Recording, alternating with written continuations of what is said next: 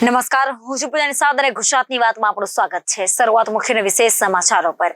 Viral video અંગે પરસોત્તમ રૂપાલાએ કહ્યું કે ગઈકાલે મેં જે વાલ્મીકી સમાજના કાર્યક્રમમાં નિવેદન આપ્યું હતું તે અંગે માફી માંગી રહ્યો છું। આ મામલે ચર્ચા વિસ્તારથી અમરેલીથી લડ્યા હોત તો ખબર હતી કે વગેરે ઇજાદ। પરસોત્તમ રૂપાલા પર શક્તિસિંહનું મોટું નિવેદન। આ મામલે પર ચર્ચા વિસ્તારથી કરીશું। ચૂંટણી પંચ દ્વારા ઇલેક્ટોરલ બોન્ડનો ડેટા જાહેર કર્યા બાદ તેનું વિશ્લેષણ કરતા આ તથ્યો સામે આવ્યા છે। આવો આ કંપનીની વિગતો જાણીએ। આ મામલે ચર્ચા વિસ્તારથી એક સવાલ પર ચૂપ રહ્યા નેતાઓ, કોઈ કઈ ન બોલ્યું। સી.આર. પાટીલે લોકસભાની દરેક બેઠક પર લીડ લાવવા માટે આપી ચીમકી। જાણો માહિતી વિસ્તારથી।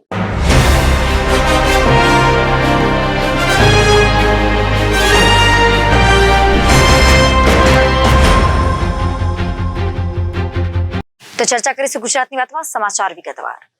લોકસભાની ચૂંટણી નજીક આવી રહી છે ત્યારે રાજકીય પક્ષો એક્ટિવ થઈ ગયા છે। જેઓને ટિકિટ ફાળવી દેવામાં આવી છે તેઓ સતત જાહેર સભાઓ ગજવી રહ્યા છે। ત્યારે રાજકોટ બેઠક પરથી ભાજપે પરસોત્તમ રૂપાલાને ચૂંટણીના મેદાનમાં ઉતાર્યા છે। આ વચ્ચે હવે પરસોત્તમ રૂપાલાના એક નિવેદનથી ભારે વિવાદ સર્જાયો હતો। તેમના નિવેદનથી ક્ષત્રિય સમાજમાં ભારે આક્રોશ જોવા મળી રહ્યો છે। ત્યારે હવે પરસોત્તમ રૂપાલાએ ક્ષત્રિય સમાજથી માફી માંગી છે। વાયરલ વિડીયો અંગે પુરુષોત્તમ રૂપાલાએ જણાવ્યું હતું કે ગઈકાલે મેં વાલ્મીકી સમાજના કાર્યક્રમમાં નિવેદન આપ્યું હતું। ક્ષત્રિય સમાજના આગેવાનોએ આ અંગે રોષ વ્યક્ત કર્યો હતો। મારો આશય આપણા રાજીવોને નીચા દેખાડવાનો ન હતો। તેમ છતાં મારા વિડીયો થકી કોઈની લાગણી દુભાતી હોય તો દિલગીરી વ્યક્ત કરું છું, દિલથી માફી માંગુ છું। આ વિષયને અહીંયા જ પૂરો કરવા વિનંતી કરું છું। રાજકોટ લોકસભા બેઠકના ભાજપના ઉમેદવાર પરસોત્તમ રૂપાલાના નિવેદન અંગે કોંગ્રેસ નેતા મહેશ રાજપૂતે જણાવ્યું હતું કે મતો મેળવવા માટે શું બોલવું અને શું ન બોલવું તેનું પરસોત્તમ રૂપાલાને ભાન રહ્યું નથી। તેઓ મતો માટે ભીખ મંગા થઈ રહ્યા છે। મહેશ રાજપૂતે જણાવ્યું હતું કે રાજપૂતો એ દેશ માટે શું કર્યું છે તેની તમને ખબર હોવી જોઈએ। રાજપૂતોએ બલિદાન ન આપ્યું હોત તો તમે ખેડૂત પણ ન હોત। તેથી માંગ કરી છે કે પરસોત્તમ રૂપાલા મીડિયા સમક્ષ જાહેરમાં માફી માંગે। જો તેઓએ માફી નહીં માંગે તો ક્ષત્રિય સમાજ તેમની સાથે આંદોલન કરશે। રાજકોટ જિલ્લામાં યોજાયેલી એક સભામાં રાજકોટના લોકસભા બેઠકના ઉમેદવાર પરસોત્તમ રૂપાલાએ કહ્યું હતું કે અંગ્રેજોએ દમન કરવા કંઈ બાકી ન રાખ્યું અને મહારાજાઓ નમ્યા। રાજા મહારાજાઓએ રોટી બેટીના વ્યવહારો કર્યા હતા, પણ મારા રૂખી સમાજે ન તો ધર્મ બદલ્યો ન તો વ્યવહાર કર્યા। સૌથી વધુ દમન તેમના પર થયા હતા। આજે 1000 વર્ષો રામ એમના ભરોસે આવ્યા છે। એ સમયે તેઓની તલવાર આગળ પર નહોતા ઝૂક્યા। ક્ષત્રિય સમાજના સૌ આગેવાનોને મારા રામ રામ। હું પરસોત્તમ રૂપાલા રાજકોટની અંદર વાલ્મીકી સમાજના એક કાર્યક્રમમાં ભાષણ મેં કરેલું, એનો એક વિડીયો વાયરલ થયો છે, જેને લઈને ક્ષત્રિય સમાજના ઘણા બધા આગેવાનોએ મને એ વિડીયા અંગે પોતાની પ્રતિક્રિયાઓ આપી છે, રોષ પણ વ્યક્ત કર્યો છે, સલાહ પણ આપી છે।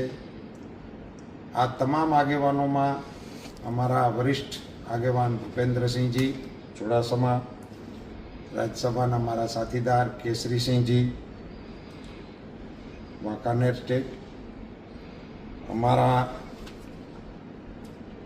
માનદાતાસિંહજી રાજકોટથી, પૃથ્વીસિંહ જેઠવા ઘુમલીથી, તેજપાલસિંહ સરવૈયા ભાવનગરથી, અર્જુનસિંહ વાળા જસદણથી ને હમણાં મનદીપસિંહજી પાલીતાણાથી બોલતા હતા।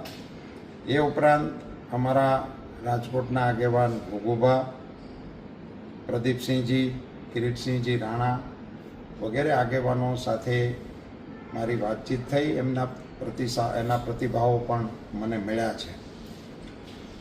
ક્ષત્રિય સમાજ અને રાજવી પરિવાર અંગેના મારા ઉલ્લેખને કારણે તેઓએ પોતાની નારાજગી અને રોષ વ્યક્ત કરેલો।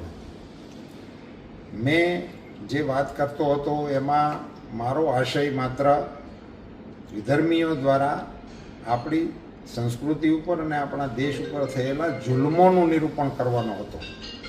સહેજ પણ રાજવી પરિવાર કે ક્ષત્રિયોને નીચા દેખાડવાનો મારો કોઈ આશય કે ઈરાદો ત્યારેય નહોતો, અત્યારેય ન હોય અને ભવિષ્યમાં પણ ના હોઈ શકે।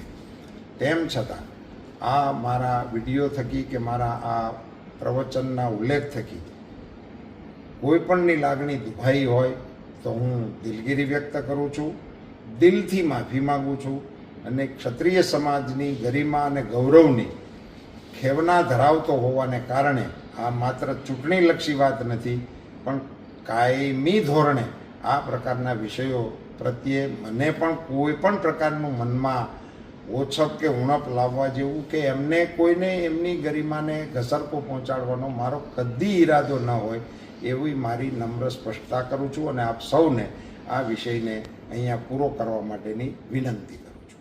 ધન્યવાદ. છેલ્લા કેટલાય સમયથી સૌરાષ્ટ્રની સૌથી હોટ ગણાતી રાજકોટ બેઠકને લઈને કોંગ્રેસમાં કોગળું ગૂંચવાયું છે. ત્યારે આ ગૂંચવણનો ઉકેલ લાવવા માટે કોંગ્રેસ પ્રદેશ અધ્યક્ષ શક્તિસિંહ ગોહિલે આજે અચાનક રાજકોટની મુલાકાતે પહોંચ્યા હતા, જ્યાં તેઓએ કોંગ્રેસ આગેવાનો અને કાર્યકર્તાઓ સાથે બેઠક કરી હતી. આ બેઠક પૂર્ણ થયા બાદ કોંગ્રેસ પ્રદેશ પ્રમુખ શક્તિસિંહ ગોહિલે ભારતીય જનતા પાર્ટી પર આકરા પ્રહારો કર્યા હતા. આ દરમિયાન મીડિયા દ્વારા એવો પ્રશ્ન પૂછવામાં આવ્યો હતો કે શું કોંગ્રેસને રાજકોટમાં કોઈ ઉમેદવાર નથી મળતો, કારણ કે સામે પરસોત્તમ રૂપાલા છે. જેના જવાબમાં તેઓએ જણાવ્યું હતું કે તેમણે ગોતીને માથા મૂક્યા હતા. એ માથા કેમ ફેરવ્યા? પરસોત્તમભાઈ મારા મિત્ર છે. જો પરસોત્તમભાઈ મોટું માથું હોય તો તેમના વતન અમરેલી લડાવવાના હતા ને. ત્યાં તો પબ્લિક ઓળખી ગઈ હતી કે માથું વઘેરાઈ જશે, એટલે રાજકોટ મોકલ્યું. અમારે ત્યાં કોઈ કોકડા ગૂંચવાતા નથી, બધા ઉકેલ જ હોય છે કે જો 5-5 લાખ મતોથી જીતવાનું હોય તો ઉમેદવારોને તમે પ્રેશર કરીને કેમ એવું કરાવો છો કે અમારે ચૂંટણી લડવી નથી? એમને પૂછો. કોઈ કુકડા ગોચવાયેલા નથી. ઘણા લાંબા સમય પહેલા એક ચૂંટણીની જાહેરાત થઈ એ પહેલા અમારો રાહુલ ગાંધીજીની પદયાત્રા પછી હાથ સે હાથ જોડોનો કાર્યક્રમ છે. એના ભાગરૂપે યુટ્યુબર્સ જે જનહિતમાં સારા વિડીયો મૂકતા હોય, સારા કલાકારો હોય, એના સન્માનના એક કાર્યક્રમ માટે મેં ઘણા લાંબા સમય પહેલા રાજકોટની તારીખ આપેલી હતી. એના ભાગરૂપે ગઈકાલે એ કાર્યક્રમમાં આવ્યો હતો. આજે અમારા કોંગ્રેસ પરિવારના રાજકોટ શહેરના મિત્રો સાથે એક સ્નેહ મિલન વાત કરવા માટેનું જરૂર રાખ્યો છે કાર્યક્રમ. હું આભાર માનીશ મારા વહાલા ગુજરાતીઓનો કે એક તરફ બધી જ તાકાતો ગેરકાયદેસર રીતે લગાડવામાં આવી છે, ત્યારે જનતાના આશીર્વાદ, સમર્થન અને પ્રેમ કોંગ્રેસને મળી રહ્યું છે. ચાહે અમારી બનાસકાંઠા કે પાટણની બેઠક હોય કે વલસાડની બેઠક હોય, જામનગર હોય કે અમરેલી હોય, આપ જોઈ શકો છો કે લોકોનો પ્રેમ અને આશીર્વાદ છે. ભારતીય જનતા પાર્ટીનો અહંકાર છે. એમણે ઇલેક્ટોરલ બોન્ડ એટલે શું કે ભ્રષ્ટાચારનો ગુપ્ત દાન, કોને આપ્યું, કેમ આપ્યું એની ખબર ના પડે એવી સ્કીમ કરી હતી.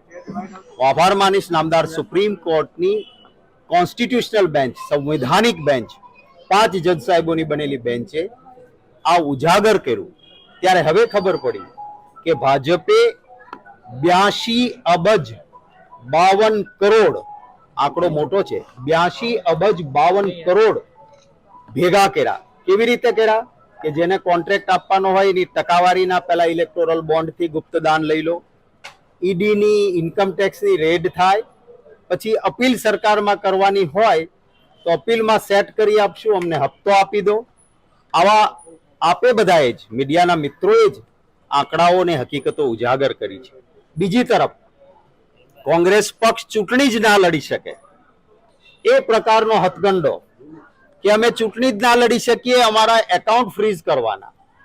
2017-18માં અમારા સંસદ સભ્યોએ 14,52,000 રૂપિયા રોકડા કેમ આપ્યા હતા, આવો મુદ્દો ઉભો કર્યો. ક્યારનો? 2017-18નો. જો વહેલા કહ્યું હોત તો અમે સુપ્રીમ કોર્ટ સુધી ગયા હોત, તમને ન્યાય મળી ગયો હોત. પણ ચૂંટણી આવી ત્યારે જ કે જેથી અમે સુપ્રીમ કોર્ટ સુધી પહોંચીએ ત્યાં સુધીમાં ચૂંટણી પૂરી થઈ જાય. અમારા ખાતા ફ્રીઝ કર્યા.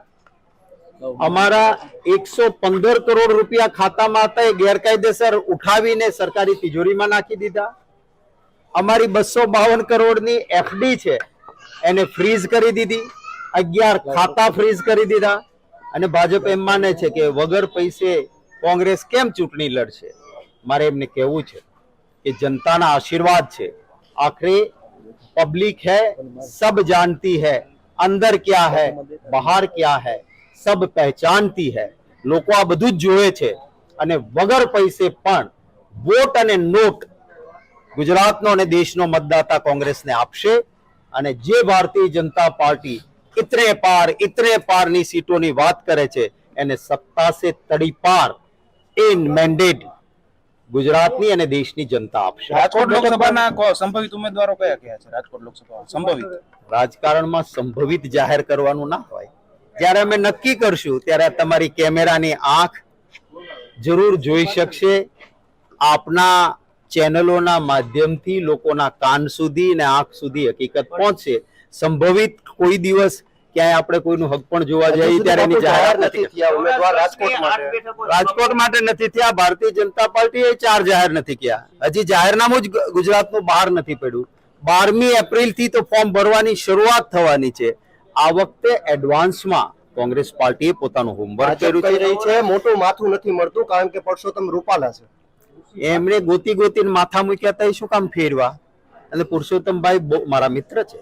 બહુ મોટું માથું હતું તો એમના વતનમાં અમરેલીથી મોટા માથાને લડાવવા હતા ને, ત્યાં તો પબ્લિક ઓળખી ગઈ હતી કે માથું વધેરાઈ જશે એટલે રાજકોટ મોકલ્યું. એટલે આ બધી આવી વાતો ન કરવી. પરેશભાઈ ધાનાણીનું નામ અહીંયા એમની સામે ચાલી રહ્યું હતું. એ તમે મીડિયાના મિત્રો ચલાવો છો અને મીડિયાના મિત્રો કયો છો. પરેશભાઈ નથી લડવાના એમ કહો છો આપ? હું એમ કહું છું કે જ્યાં સુધી અમે અમારા કોઈ નિર્ણય ના કરીએ ત્યાં સુધી તમારી સાથે ચર્ચા ના રાજકોટ કરીએ. કોંગ્રેસમાં જૂથવાદ ચાલી રહ્યો છે. આવતા જે રીતના જૂથવાદ શરૂ થયો તો એઆઈસીસી માં પત્ર લખાયો છે તેને લઈને અમારે ત્યાં આંતરિક લોકશાહી છે. એક મર્યાદામાં વાત કરવાનો બધાને અધિકાર છે. અમારી શિસ્ત સમિતિની ગઈકાલે જ મીટિંગ મળી હતી અને શિસ્ત સમિતિએ નક્કી કર્યું છે કે કોઈ પણ પ્રકારની અશિસ્ત નહીં ચલાવી લેવામાં આવે.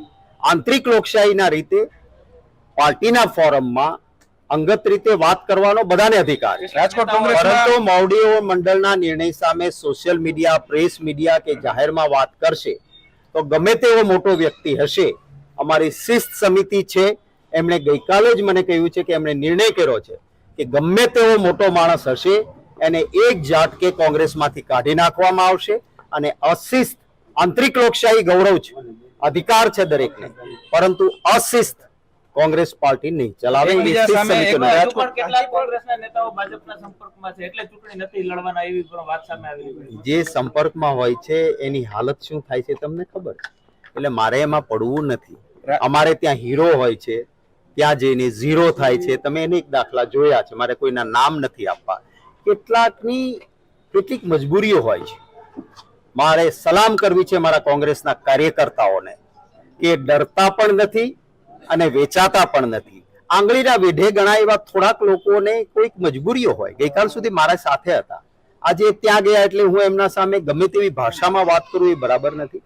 કેટલાક લોકોની કેટલીક નબળી કડીને પકડીને, ક્યારેક કોઈક લાલચ બતાવીને, આંગળીના વેઢે ગણાય એવા લોકો આમ તેમ થયા છે. પરંતુ તમે યાદ કરજો, જ્યારે જ્યારે આવું થયું છે ત્યારે કોંગ્રેસ મજબૂત બની છે. 2017ની અહેમદભાઈની ચૂંટણી સમયે 17 ધારાસભ્યો કોંગ્રેસ છોડીને ગયા. કોંગ્રેસ વિધાનસભા પક્ષના નેતાએ ગયા હતા અને દંડકઈ ગયા હતા. આ 17 માંથી ગુજરાતની જનતાએ 15 ને હરાવી દીધા, ઘર ભેગા કરી દીધા. માત્ર 2 જ જણા ફરીને ચૂંટાણા. એમાં સીકે રાહુલજી 265 મતથી અને હકુબા એક સારા મતથી ચૂંટાયા હતા. હકુબાને તો પછી ટિકિટમાં કાપી કાઢ્યા. એટલે લોકો છોડીને જાય છે એનાથી જનતાનો આક્રોશ વધ્યો હતો.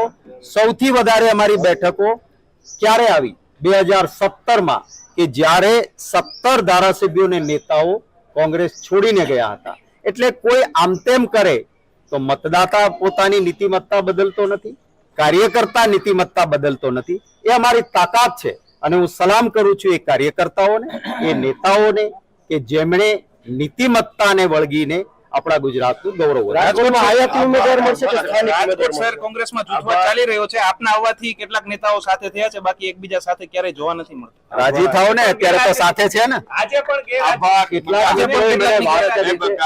કઈ વાંધો નહીં. કેટલાક મિત્રોએ મને વાત કરી છે, કેટલાકના કારણો પણ હોઈ શકે, પણ જે કોઈ છે બધા જ આજે સાથે છે. તમે પોતે જ સ્વીકાર્યું કે મારા આવવાથી બધા સાથે છે. જે સાથે છે એ સાથે જ રહેશે. અને કોઈને, અમારા લલિતભાઈ કગથરાએ હમણાં એક ટીવી ચેનલમાં કીધું કે હું પેટીમ પૂરીને તાળા મારી દેવા. એટલે જે લોકો ગણા ગાંઠા લોકો આમ તેમ હોય છે. છેલ્લો સવાલ, સ્થાનિક મળશે કે આયાતી ઉમેદવાર રાજકોટ બેઠકમાં કોંગ્રેસ? અમે નિર્ણય કરીશું ત્યારે આપને કહીશું. જે વાત કોંગ્રેસ પાર્ટીને નક્કી કરવાનો અધિકાર છે, અમારા હાઈકમાન્ડને નક્કી કરવાનો અધિકાર છે, એના ઘણા પહેલુઓ જોવાતા હોય. એવા સમયે કોઈ પણ પ્રકારની પાર્ટીની હાઈકમાન્ડની નિર્ણયની પહેલા વાત કરવી એ પાર્ટી સાથે પણ દ્રોહ ગણાય. આવી વાત મારાથી ન થાય. જ્યાં સુધી મોવડી મંડળ આખરી નિર્ણય નહીં કરે ત્યાં સુધી તમે 50 સવાલ પૂછશો તો પણ મારો એક જ જવાબ રહેશે. રંજનબેન ભટ્ટાચાર્યના ચૂંટણી લડવાનો ઇનકાર કરી દીધો. આ પછી ભીખાજી ઠાકોરે પણ હજી 2-4 વાત સંભળાય છે.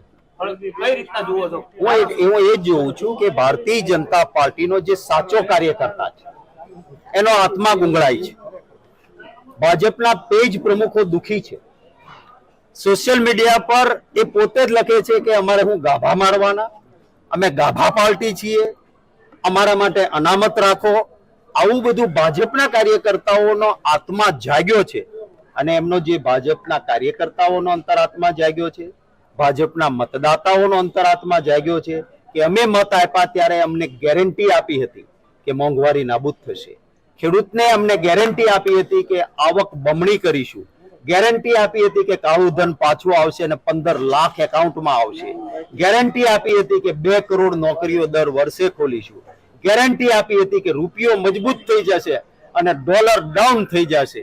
આ બધી ગેરંટીઓમાં ફેલ રહ્યા છે. ત્યારે જેનો અંતરાત્મા જાગ્યો છે એ સૌને નમન કરું છું. Thank you. ભારતમાં દવા, સારવાર અને મેડિકલ સુવિધાઓની વધતી કિંમતો કોઈ છુપાયેલી વાત નથી, પરંતુ જો કોઈ ફાર્મા કંપનીની દવાઓ ડ્રગ ટેસ્ટમાં ફેલ થાય તો તે ગંભીર વાત છે. તેનાથી પણ ચોંકાવનારી વાત એ છે કે કંપનીઓની દવા ડ્રગ ટેસ્ટમાં ફેલ થઈ હોય અને તેણે કરોડો રૂપિયાના ઇલેક્ટ્રોલ બોન્ડ ખરીદ્યા હોય તો ચૂંટણી પંચ દ્વારા ઇલેક્ટ્રોલ બોન્ડનો ડેટા જાહેર કર્યા બાદ વિશ્લેષણ કરતા આ તથ્યો સામે આવ્યા છે. આવો આ કંપનીની વિગતો જાણીએ વિસ્તારથી. સુપ્રીમ કોર્ટના આદેશ બાદ સ્ટેટ બેંક ઓફ ઇન્ડિયાએ ઇલેક્ટ્રોલ બોન્ડ સાથે જોડાયેલો તમામ ડેટા ચૂંટણી પંચને સોંપી દીધો હતો. ચૂંટણી પંચ દ્વારા આ ડેટા પોતાની વેબસાઇટ પર અપલોડ કરવામાં આવ્યો હતો. દેશની અનેક કંપનીઓ, રાજકીય પાર્ટીઓને કરોડો રૂપિયાનો ફંડ ઇલેક્ટ્રોલ બોન્ડ દ્વારા આપ્યો છે. આ વચ્ચે ડેટામાં સામે આવેલી વિગત પ્રમાણે 23 ફાર્મા કંપનીઓ અને એક સુપર સ્પેશિયાલિટી હોસ્પિટલે ઇલેક્ટ્રોલ બોન્ડ દ્વારા 762 કરોડનું દાન રાજકીય પાર્ટીઓને આપ્યું હતું, જેમાં ગુજરાતની કેટલીક ફાર્મા કંપનીઓ સામેલ છે. રિપોર્ટ પ્રમાણે ગુજરાતની કેટલીક ફાર્મા કંપનીઓના નામ સામે આવ્યા છે, જેણે ઇલેક્ટ્રોલ બોન્ડ દ્વારા રાજકીય પાર્ટીઓને મોટી રકમ આપી છે. પરંતુ અહીં એક ચોંકાવનારી વિગત સામે આવી છે કે જે દવા કંપનીઓએ કરોડો રૂપિયાના બોન્ડ ખરીદી રૂપિયા રાજકીય પાર્ટીઓને દાનના રૂપમાં આપ્યા છે, તે કંપનીઓની કેટલીક દવાઓ ટેસ્ટમાં ફેલ ગઈ છે. એવી ગુજરાતી કંપનીઓ પણ છે. આવો આ કંપનીઓની વિગતો જાણીએ. ત્યારે વાત કરીશું Torrent pharmaceutical limited. Torrent pharma કંપનીનું મુખ્યાલય અમદાવાદમાં છે. વર્ષ 2018થી 2023 વચ્ચે આ કંપનીએ બનાવેલી 3 દવાઓ ડ્રગ ટેસ્ટમાં ફેલ ગઈ હતી. આ દવાઓ હતી ડેબ્લેટ A150, નિકોરન IV2 અને લોપામાઇડ. ડેબ્લેટ A150 હાર્ટ એટેક આવવાથી બચાવે છે અને નિકોરન IV2 હાર્ટમાં દબાણ ઘટાડે છે. લોપામાઇડનો ઉપયોગ ટૂંકા ગાળાના અથવા લાંબા ગાળાના ઝાડાની સારવાર માટે થાય છે. આ કંપનીએ 7 મે 2019થી 10 જાન્યુઆરી 2024 વચ્ચે 77 કરોડ 5 લાખ રૂપિયાના ઇલેક્ટ્રોલ બોન્ડ ખરીદ્યા હતા. આ 77 કરોડ 5 લાખ રૂપિયામાંથી 61 કરોડ રૂપિયા ભારતીય જનતા પાર્ટીને આપવામાં આવ્યા હતા. સિક્કિમ ક્રાંતિકારી મોરચાને આ કંપનીએ 7 કરોડ અને કોંગ્રેસને 5 કરોડ રૂપિયા આપ્યા હતા. ત્યારે વાત કરીશું સિપ્લા લિમિટેડ. સિપ્લા લિમિટેડ ગુજરાતની કંપની છે, પરંતુ તેની રજિસ્ટર્ડ ઓફિસ મુંબઈમાં છે. વર્ષ 2018થી 2023 વચ્ચે આ કંપનીએ બનાવેલી છે દવાઓ 7 વખત ડ્રગ ટેસ્ટમાં ફેલ ગઈ હતી. ડ્રગ ટેસ્ટમાં ફેલ થનારી દવાઓમાં RC કપ સિરપ, લિપવાસ ટેબ્લેટ, ઓન્ડેન સેટ્રોન અને સિપ્રેમી ઇન્જેક્શન સામેલ છે. સિપ્રેમી ઇન્જેક્શનમાં રેમડેસિવિર દવા હોય છે, જેનો ઉપયોગ કોરોનાની સારવારમાં કરવામાં આવે છે. લિપવાસનો ઉપયોગ કોલેસ્ટ્રોલ ઘટાડવા અને હાર્ટના રોગોના ખતરાને ઘટાડવામાં આવે છે. ઓન્ડેન સેટ્રોનનો ઉપયોગ કેન્સર, કિમિયોથેરેપી, રેડિયેશન થેરેપી અને સર્જરીના કારણે થનાર ઉલટીને રોકવામાં આવે છે. આ કંપનીએ કુલ 39 કરોડ 2 લાખ રૂપિયાના બોન્ડ ખરીદ્યા હતા. તેમાંથી 37 કરોડ ભાજપ તો 2 કરોડ 2 લાખ કોંગ્રેસને આપ્યા હતા. ત્યારે વાત કરીશું સન ફાર્માની. સન ફાર્મા લેબોરેટરીઝનું મુખ્યાલય મુંબઈમાં છે. વર્ષ 2020 અને 2023 વચ્ચે 6 વખત આ કંપનીએ બનાવેલી દવાઓ ડ્રગ ટેસ્ટમાં ફેલ ગઈ હતી. ટેસ્ટમાં ફેલ થનારી દવાઓમાં કાર્ડિવાસ, લેટોપ્રોસ્ટ, આઈડ્રોપ અને ફ્લેક્સુરા ડી સામેલ છે. કાર્ડિવાસનો ઉપયોગ હાઈ બ્લડ પ્રેશર, હૃદય સંબંધિત છાતીમાં દુખાવો અને હૃદયની નિષ્ફળતાની સારવાર માટે થાય છે. 15 એપ્રિલ 2019 અને 8 મે 2019ના આ કંપનીએ કુલ 31 કરોડ 5 લાખ રૂપિયાના બોન્ડ ખરીદ્યા હતા. આ બધા બોન્ડ ભાજપને આપવામાં આવ્યા હતા. ત્યારે વાત કરીશું ઝાયડ્સ હેલ્થકેર લિમિટેડ. વર્ષ 2021માં બિહારના ડ્રગ્સ રેગ્યુલેટરે આ કંપની દ્વારા બનાવવામાં આવેલી રેમડેસિવિર દવાઓની એક બેચમાં ગુણવત્તાની કમીની વાત કહી હતી. રેમડેસિવિરનો ઉપયોગ કોરોનાની સારવારમાં ખૂબ કરવામાં આવ્યો હતો. 10 ઓક્ટોબર 2022 અને 10 જુલાઈ 2023 વચ્ચે આ કંપનીએ 29 કરોડના બોન્ડ ખરીદ્યા હતા. તેમાંથી 18 કરોડ રૂપિયા ભાજપને, 8 કરોડ રૂપિયા સિક્કિમ ક્રાંતિકારી મોરચા અને 3 કરોડ કોંગ્રેસને આપવામાં આવ્યા હતા. ત્યારે વાત કરીશું ઇન્ટાસ ફાર્માસ્યુટિકલ લિમિટેડ. ઇન્ટાસ ફાર્માસ્યુટિકલ્સનું મુખ્યાલય અમદાવાદમાં છે. જુલાઈ 2020માં આ કંપનીએ બનાવેલી દવા એનાપ્રિલ ડ્રગ ટેસ્ટમાં ફેલ ગઈ હતી. એનાપ્રિલનો ઉપયોગ હાઈ બ્લડ પ્રેશર અને હાર્ટ ફેલિયરની સારવાર માટે થાય છે. આ દવાના હાર્ટ એટેક આવ્યા બાદ આપવામાં આવે છે. આ કંપનીએ 10 ઓક્ટોબર 2022ના 20 કરોડ રૂપિયાના ઇલેક્ટ્રોલ બોન્ડ ખરીદ્યા હતા. આ બધા પૈસા ભાજપને આપવામાં આવ્યા હતા. ત્યારે વાત કરીશું એલેમ્બિક ફાર્માસ્યુટિકલ્સ. એલેમ્બિક ફાર્માસ્યુટિકલનું મુખ્યાલય વડોદરામાં છે. આ કંપનીએ 10 નવેમ્બર 2022 અને 5 જુલાઈ 2023 વચ્ચે 10 કરોડ 5 લાખ રૂપિયાના બોન્ડ ખરીદ્યા હતા. આ બધા બોન્ડ ભાજપને આપવામાં આવ્યા હતા. લોકસભા ચૂંટણીમાં ઉમેદવારોની જાહેરાત બાદ ભાજપમાં બેઠકોનો દોર શરૂ થઈ ગયો છે. ગઈકાલે પ્રદેશ અધ્યક્ષ CR પાટીલની હાજરીમાં કમલમ કાર્યાલય ખાતે બેઠક યોજાઈ હતી. લોકસભામાં દરેક બેઠક પર 5 લાખની લીડ સાથે જીતવાના લક્ષ્યાંક સાથે યોજાયેલી બેઠકમાં પાટીલે ધારાસભ્યોનો ક્લાસ લીધો હતો. જોકે આશ્ચર્યની વાત તો એ હતી કે પાટીલના ક્લાસમાં 55 ધારાસભ્યો ગેરહાજર જોવા મળ્યા હતા. ત્યારે ટકોર કરતા પાટીલે કહ્યું કે હું બહાનું નહીં ચલાવી લઉં. ગઈકાલે કમલમમાં યોજાયેલી બેઠકમાં ગુજરાતની તમામ 26 લોકસભા બેઠકોને લઈને ચર્ચા કરાઈ હતી. જેમાં જિલ્લા પ્રમુખો, ધારાસભ્યો અને કલેક્ટર ઇન્ચાર્જોની બેઠકમાં હાજરી જોવા મળી હતી. આ બેઠકમાં લોકસભા ચૂંટણીની રણનીતિ અને કામગીરી અંગે ચર્ચા કરાઈ હતી. CR પાટીલની અધ્યક્ષતામાં 1.5 કલાક સુધી બેઠક ચાલી હતી. જેમાં તમામને બૂથ સ્તર પર મજબૂતથી કામ કરવા સૂચના અપાઈ હતી. તેમજ દરેક સીટ પર 5 લાખથી વધુની લીડ ચૂંટણી જીતવા કામે લાગી જવા સૂચના અપાઈ. સાથે જ બેઠકમાં નબળી બેઠકોની યાદી અને સૂચનો પણ આપવામાં આવ્યા હતા. આ બેઠકમાં ધારાસભ્યો, જિલ્લા પ્રમુખો અને કલેક્ટર ઇન્ચાર્જોને CR પાટીલે પૂછ્યું કે નબળી બેઠકો હોય તો જણાવો. ત્યારે બેઠકમાં હાજર નેતાઓમાંથી કોઈ પણ કશું બોલ્યું ન હતું. જો કે આ બેઠકમાં ગુજરાત ભાજપના 156 ધારાસભ્યોમાંથી 55 ધારાસભ્યોની ગેરહાજરી આંખે ઉડીને વળગે તેવી હતી. પાટીલે બેઠકમાં ચીમકી આપતા કહ્યું કે ગુજરાતમાં લોકસભાની 26 બેઠકોમાં દરેક સંસદીય વિસ્તારમાં કોઈને 5 લાખની લીડ મેળવવા મુશ્કેલ લાગતી હોય તો મને કહે, પછી 4.5 આવશે તો કોઈ બહાનું નહીં ચલાવી લેવાય. પાટીલે ભાજપના સ્થાપના દિવસ 5 એપ્રિલના દરેક બૂથ પર 150 ઘરે ભાજપનો ધ્વજ ફરકાવવા સૂચના આપી હતી. લોકસભાની ચૂંટણી અને ગુજરાત વિધાનસભાની 5 બેઠક પર યોજનારી પેટા ચૂંટણી માટે કોંગ્રેસ વર્કિંગ કમિટી દ્વારા હાલ મનોમંથન ચાલી રહ્યું છે. સંભવત આજે સાંજ સુધીમાં ગુજરાત કોંગ્રેસ દ્વારા ઉમેદવારો જાહેર કરવામાં આવે તેવી સંભાવનાઓ સેવાઈ રહી છે. ગુજરાતમાં લોકસભાની ચૂંટણી માટે કોંગ્રેસમાં કેટલીક બેઠકોના ઉમેદવારના નામ હજુ સુધી જાહેર થયા નથી. આજે દિલ્હીમાં કોંગ્રેસની બાકી રહેલી બેઠકો માટે કોંગ્રેસ વર્કિંગ કમિટીની બેઠક યોજવાની છે, જેમાં બાકી રહેલો બેઠકના ઉમેદવાર માટે મનોમંથન કરાશે. ખાસ કરીને સૌરાષ્ટ્રની મહત્વની કહી શકાય તેવામાં 3 બેઠકો માટે કોણ ઉમેદવાર બની શકે તેની પર ચર્ચા થઈ શકે છે. સૌરાષ્ટ્રની મહત્વની 3 બેઠકોમાં કોંગ્રેસના ઉમેદવાર બાકી છે. ત્યારે જૂનાગઢ, રાજકોટ, સુરેન્દ્રનગરમાં કોંગ્રેસના ઉમેદવાર કોણ તેની પર ચર્ચા ચાલી રહી છે. જૂનાગઢ બેઠક પર ધારાસભ્ય વિમલ ચુડાસમા, પૂર્વ ધારાસભ્ય પૂજાભાઈ વંશ અને હીરાભાઈ જોટવાનું નામ પેનલમાં છે. જ્યારે રાજકોટ બેઠક પર લલિત કગથરા, ડોક્ટર હેમાંગ વસાવડા, મહેશ રાજપૂત, પ્રવીણ સોરાણી, પૂર્વ ધારાસભ્ય ઋત્વિક મકવાણાના નામ છે. અને પૂર્વ ધારાસભ્ય ઋત્વિક મકવાણાનું નામ સુરેન્દ્રનગરની બેઠક પેનલમાં છે. અને ઉત્તર ગુજરાતમાં મહેસાણાની બેઠક પર પાટીદાર કે ઠાકોર સમાજમાંથી પસંદગી થાય તેવી શક્યતાઓ છે. તો હવે ગુજરાતની વાત માં લઈ વિરામ. વધુ સમાચારો માટે જોતા રહો જનાદેશ ન્યૂઝ. નમસ્કાર.